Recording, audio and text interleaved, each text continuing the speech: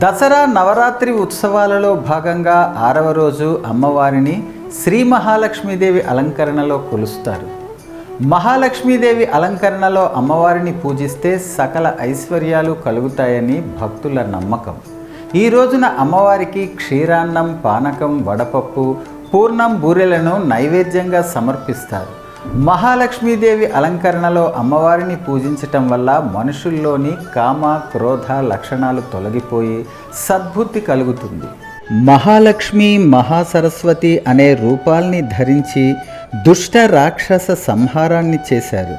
3 శక్తులలో ఒక శక్తి అయిన మహాలక్ష్మి అమితమైన పరాక్రమాన్ని చూపించి హాలుడు అనే రాక్షసుణ్ణి సంహరించింది. ఈ దేవిని ఉపాసిస్తే ఫలితాలు శీఘ్రంగా కలుగుతాయని పురాణాలు చెబుతున్నాయి. యాదేవి సర్వభూతేషు లక్ష్మీ రూపేణ సంస్థిత అంటే అన్ని జీవులలోనూ ఉండే లక్ష్మీ స్వరూపము దుర్గాదేవి అని చండీ స్తుతి చెబుతోంది. కనుక శరన్నవరాత్రులలో మహాలక్ష్మీదేవిని పూజిస్తే సర్వమంగళ మాంగళ్యాలు కలుగుతాయి.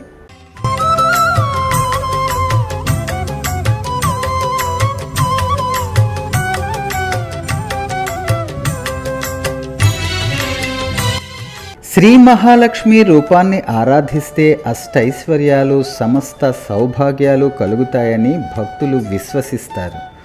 ఓం శ్రీం హ్రీం క్లీం మహాలక్ష్మి స్వాహ అనే మంత్రాన్ని 108 సార్లు జపించాలి. ఎరుపు రంగు పుష్పంతో అమ్మను పూజించాలి. లక్ష్మీ స్తోత్రాలు పఠించాలి. బెల్లంతో చేసిన క్షీరాన్నం అమ్మవారికి నైవేద్యంగా సమర్పించటం వల్ల ధన, ధాన్య, ధైర్య, విజయ, విద్య, సౌభాగ్య, సంతానాలు కలుగుతాయని భక్తుల నమ్మకం.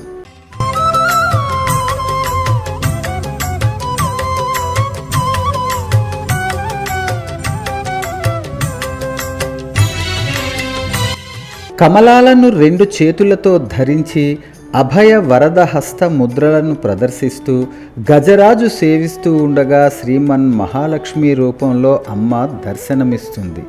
మహాలక్ష్మీదేవి సర్వమంగళకారిణి, ఐశ్వర్యప్రదాయిని, అష్టలక్ష్ముల సమిష్టి రూపమే మహాలక్ష్మి. ఈమె క్షీరాబ్ది పుత్రిక. డోలాసురుడనే రాక్షసుని సంహరించిన దేవత మహాలక్ష్మి. శక్తిత్రయంలో ఈమె మధ్యశక్తి. ఈ దేవిని ఉపాసిస్తే ఫలితాలు శీఘ్రంగా కలుగుతాయని పురాణాలు చెబుతున్నాయి. యాదేవి సర్వభూతేషు లక్ష్మీ రూపేణ సంస్థిత అంటే అన్ని జీవులలోనూ ఉండే లక్ష్మీ స్వరూపం దుర్గాదేవి అని చండీ సప్తసతి చెబుతోంది. కాబట్టి శరన్నవరాత్రులలో దుర్గాదేవిని పూజిస్తే సర్వమంగళ మాంగళ్యాలు కలుగుతాయి. అమ్మవారికి వడపప్పు, చలివిడి నివేదనగా సమర్పిస్తారు.